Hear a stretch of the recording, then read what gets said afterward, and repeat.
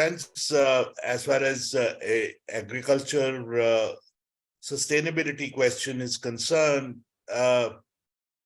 we are all well aware of the kind of agrarian crisis that India has experienced over the period of last 2 to 3 decades in particular. People have exited agriculture in large numbers. There have been suicides. The agrarian distress has been visible and has led to the farmers to protest in a major way. For 1 full year, they were struggling, and then against the laws that the government had introduced, it was felt that that would allow corporates to take over agriculture, and rightly so. They were opposed to those laws, and the government had to withdraw ultimately. But that hasn't solved the agrarian crisis. The question of sustainability looms large before us with regard to farming systems that we need to pursue, as well as the kind of policies that the government should be pursuing. There is a question mark on that. At the moment, in the minds of farmers, the committee which has been set up deals with two important issues. One is the question of minimum support prices, but other is the question of natural farming, which is akin to, I would say, the question that Richa posed, that we need to discuss the agroecological alternatives. What kind of contribution we expect out of agroecological alternative.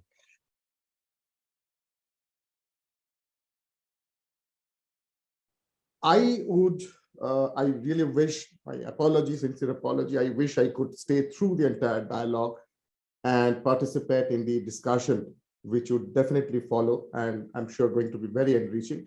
But my colleague Anshuman will, I'm sure he will be able to participate and take my place. So together, what we like to bring forward is the challenges, as I see, and Anshuman definitely also shares, the challenges of upscaling the agroecological pathways, agroecological transition, not only in our country's context, but which definitely would hold true for most of the global south, so to say, because the settings are pretty much sort of given their respective diversities, but general overall overarching settings are pretty much similar, economic and landscape wise also.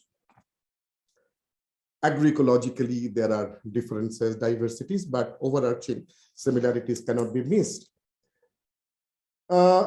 These challenges, as I see, I would focus on the research, so that the science which is required, because agroecology, as we know, is a blend of science and the practice, of course, the movement, a form of resistance as the global understanding goes. And the science part of agroecological transition, I definitely would like to, and Anshuman will follow, to take it beyond the farm system. And Anshuman, as I understand, wishes to talk about off-farm dimensions of agroecological transitions. I'll remain focused in the few minutes that I have on the farm system, the challenges of our scientific understanding about the agroecological changes, transitions in the farm system, if we have to scale this up. And if we cannot address this, I'd like to submit, if we cannot address this as a body of scientific knowledge, the transitions are not going to be easy. And there are definite policy changes which are required to address research policy changes that are required, and also the landscape level planning changes that are required to address this.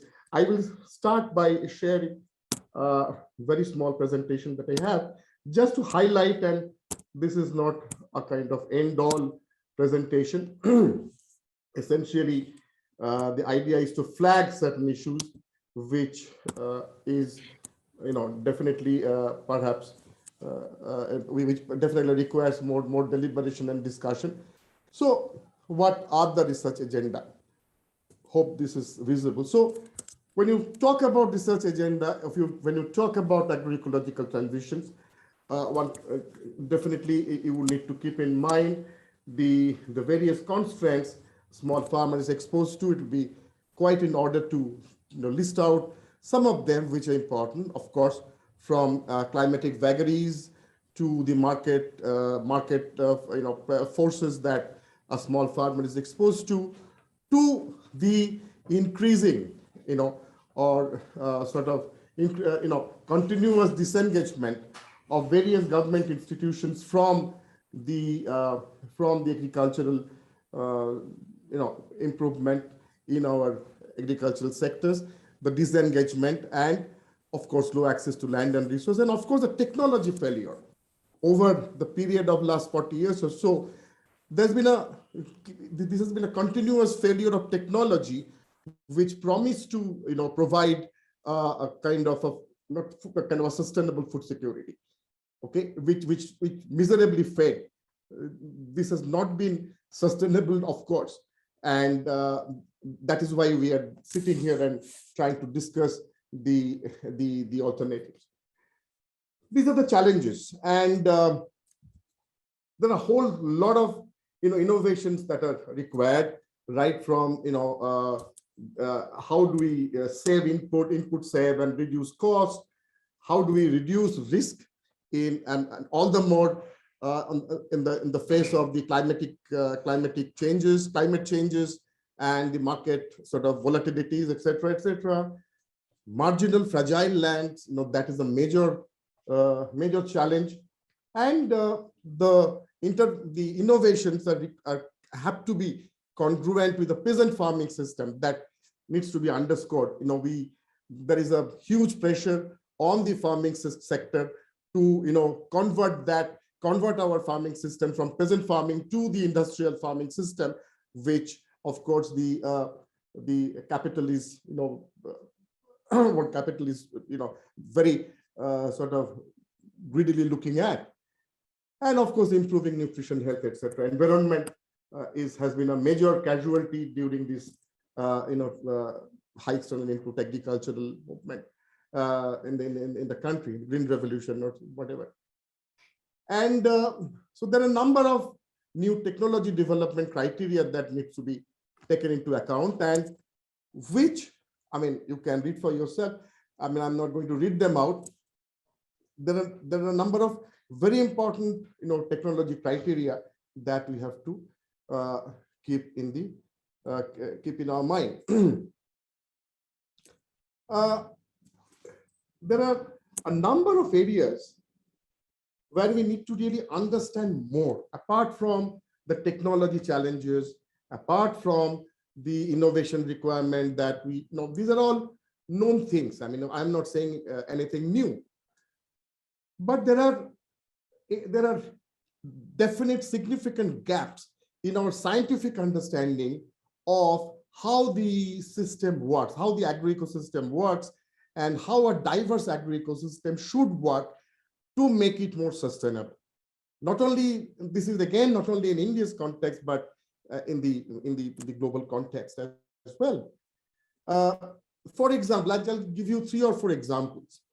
For example, this whole business of agroecology is to mimic nature, right? So you try to bring in the fundamental principles of ecological interactions into our managed production system.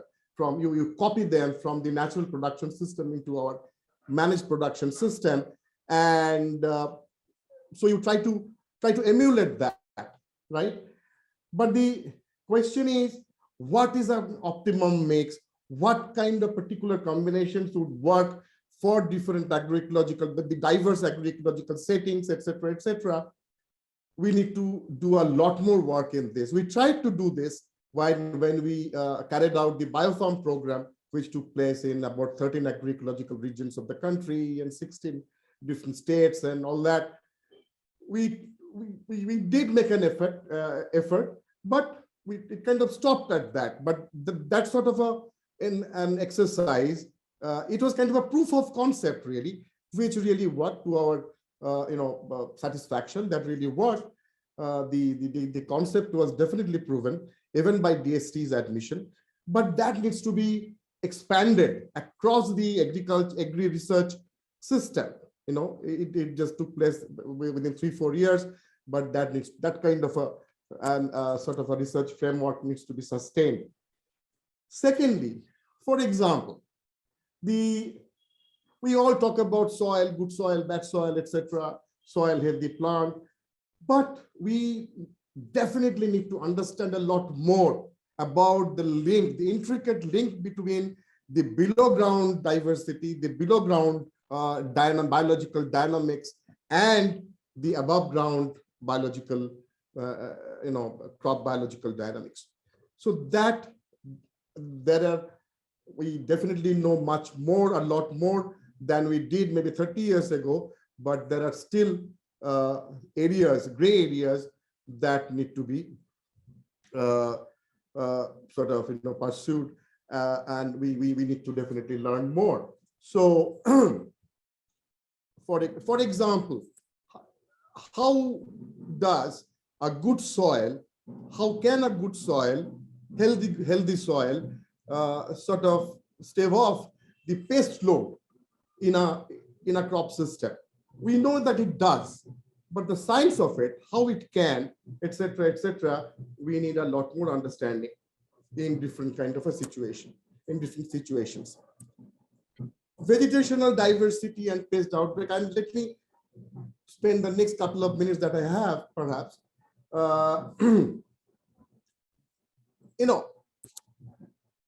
There is an urgent need to carry out research to restore the habitats, the lost habitats in our hinterland. And biodiversity, let me emphasize, biodiversity holds the central position in this entire agroecological framework, and because of the invaluable ecosystem services that they provide, and the entire agroecology based production system really depends intricately with the delivery and provision of ecosystem services. So as we have lost the biodiversity, these ecosystem service links have really snapped, and we need to restore them back if we have to sort of make a successful transition into an agroecological system. But that kind of habitat restoration needs to keep two or three things in mind. It should, for example, crop pollinators, the wild plants, and you do not have much area at your disposal for creating wilderness or wild habitats. Okay, in the West they can afford to, because they have this agri environment scheme, they have sparable land which they can then convert into wilderness, etc., which we cannot because of the huge pressure on our land. So we have very limited land availability. At the same time, we have a very urgent need to restore our wild habitats. So we need to do a lot more research to identify vegetational elements which would provide multiple ecosystem service. For example, which can provide pollination service. It can attract pollinators in good numbers to improve cross pollination, and therefore it can contribute to yield increase. It can kind of vegetation which can attract natural enemies of crop pests. Okay, and for example, the vegetation which can trap crop pest as well. So that the 2 or 3 things together a habitat should be able to achieve. And we have, I tell you, this is an informed statement when I make this. We have very little idea about what kind of plant mixes would work for which region in our country. And there is a huge knowledge gap in this. And we have done a bit of our work. For example, we have done this for Eastern India. We have identified 2 or 3 kinds of plants which can attract pollinators in good numbers, which can sort of attract act as a refuge for natural enemies, but and also at the same time act as a trap crop, which lures the pest and keep them there. So this sort of research is required, and this requires a landscape scale planning. When I talk about policy changes from research policy, we require a very, very sort of conscious,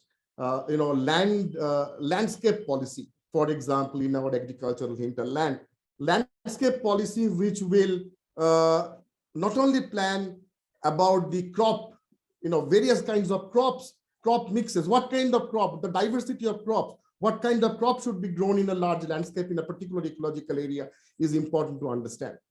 And also the non-crop land use planning, what percentage of landscape need to be under wilderness cover. We have some understanding of that. For example, if you have to improve brinjal production, for example, you need to have at least 28% of your land area under wild vegetation. Our own research, we have shown this and we have published this also. But what I'm saying is this sort of research is required across the country, and there needs to be a policy change. I will take 1 minute and let close Dinesh and hand it over to Anshuman. So to facilitate conversion, I have listed out 3 or 4 things that we need to pursue: increase above below ground biodiversity, increase biomass production soil, etc., etc. And there are definite policy changes that are required to facilitate these, subsidy policies, etc., etc. And we need landscape scale planning. So we don't have enough land. So only land we have is perhaps our field bunds. Our field bunds are more or less stripped of any vegetation now. We need to revegetate our field bunds with very carefully chosen plant mixes, and we do not know much about those. So landscape scale planning, and that is the way forward. You're very right that in articulating the research agenda, the kind of knowledge gaps that we have and we need to work on. But we also know that at the moment, policies for promotion of natural farming or integrated farming systems exist, and the research has been also undertaken in some of the institutions in of the ICR system as well, and universities. Of course, your department is unique. It has worked on the agroecology challenge for considerable time and also trained people in this.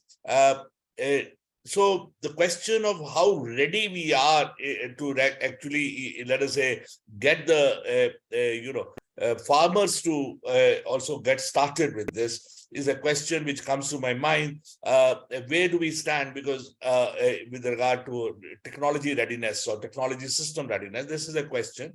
Second question is, with regard to second question, very briefly, that is, in case landscape planning is required to be undertaken, on which you have emphasized, that means land use planning. Land use planning also requires cooperation among the producers of that particular territory, as far as is concerned. And this requires whole policies as well as institution building. And I think that's the second question. What kind of experiments which have gone on and what we have learned from them would be interesting. So first of all, we need to emphasize what kind of research at this point of time, given now we have a national mission on natural farming. Okay, so what kind of natural farming are being promoted? So natural farming and the science required for agroecological transition. So we need to scrutinize very, very carefully. Okay, it should not turn out to be like, replacing one input with another miracle solution. Okay, which sometimes are generally promoted with, etc. I would not like to elaborate more on this, but it has to be, and it has to be participatory. Perhaps, the science movement, the farmers movement, the scientists together would make an excellent sort of team to take up this sort of research. Even outside the government institutional setup. That is number one, and it's possible. And secondly, what was your The question was landscape planning requires landscape planning? So cooperation land use among the planning again. producers. So land cooperatives, etc., etc. There are some, I hear some noise about that from Kerala here and there, but I think we need a very concerted planning on this. Very concerted planning on how we can facilitate, sort of land consolidation, land cooperatives, etc., etc. And perhaps we should urgently move towards that, again involving the peasant movement.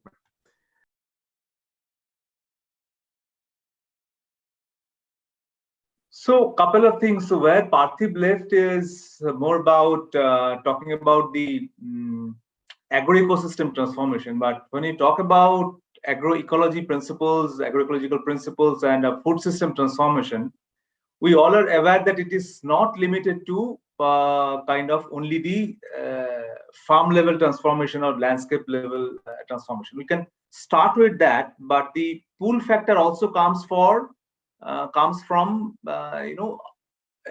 other sectors, other systems were linked with the food system. For instance, principles like social values and food traditions, principles of fairness, participation. How can the consumers and other players who are active in the entire food system sector, active in the journey of food from farm to fork. So participation of them in the food system transformation is also a very important issue. There are also land and resource governance issues, co-creation of knowledge. So all these are also playing very important, crucial role in food system transformation. So Parthiba had spoken mostly about transformation principles and research requirement regarding the transformation at the agroecosystem level. But I also wanted to flag a few issues on the food system issues, which can also act as a pull factor for the food system transformation in general. So one very important thing is we notice that the food system enterprises are not only at farm scale, so they're at various levels actually. So I mean, there are facility centers, common facility centers, which are required to facilitate the processing. Why that is important? Sometimes you all know that the smallholder farmers are basically supplier of the raw products in the entire value chain. So value actually starts generating outside the village. So if we can pull down the value chain operations in the village, and for that, it is required to have common facility centers like oil expeller, rice dehusking, pulse dehusking, all these small equipments at the grassroots level, which is often missing. So unless we do that, so when your product is exported out of a particular village, it is not the product only, or it's not the value only. It is also your water is flowing out, your energy is flowing out of the system, and all your agri waste, which is a very important component to make things recycle within the farm, make it really energy efficient. So that is also flowing out of the system. So if you can have that kind of common facility centers, and we are also talking about FPOs and all this, but can you really help FPOs to set up those common facility centers? But the policies are skewed towards big businesses. I mean, it's very difficult for a smallholder farmer entity, a smallholder farmer FPO entity to establish such a business. It's very difficult. I mean, from my experience, it takes 1.5 years to establish an FPO. It might not be same experience in the southern part of India, northern part of India. So that varies. So I'm talking about my experience in Jharkhand, for for instance, or in Bengal. So there are various issues regarding FPO registration and all this. So the land is not their name, not in their name. There are various issues. The Aadhaar card has different name and the voter card has something else. They don't have bank account. So various issues which prevents a smallholder farmers to really be an entrepreneur. But these food enterprises are very important if you really want to have a strong local economy. So that is one point. And the mandis are not, mandis has no place for naturally grown farm produce. So everything is dealt in a similar fashion. So how can we really make food enterprises, local economy transformation happen at the local level? So that is one important area of policy transformation if we think of. We're talking about landscape scale planning. So this is also to answer Dinesh's question. So we have a framework. There's a GPDP framework, Gram Panchayat Development Planning Framework, through which you can actually do Gram Panchayat level planning. But unfortunately, the extension workers who does this kind of planning, they have very little understanding of agroecology per se. So they're just following few things. Even I know the GPDP planning are so for one will. I mean, sometimes the workers are doing for Gram Panchayat development planning in half a day, which is not possible. So serious thought has not been gone into training of those extension workers who can do such agroecologically sensitive Gram Panchayat development planning. So forget about landscape planning. So, but we have provisions. So that is one. And the current system is also like focusing too much on the developing longer value chains. So the ICDS, MDMS, and PDS. So I mean, we can still think in terms of procuring locally and spending locally. There is sporadic effort has been made by Odisha government, somewhere in some other governments, but in general, the local procurement and local consumption is. Can we make this in the policy itself? And last issue that I wanted to share regarding policy is the nutrition has greatly been ignored. So in terms of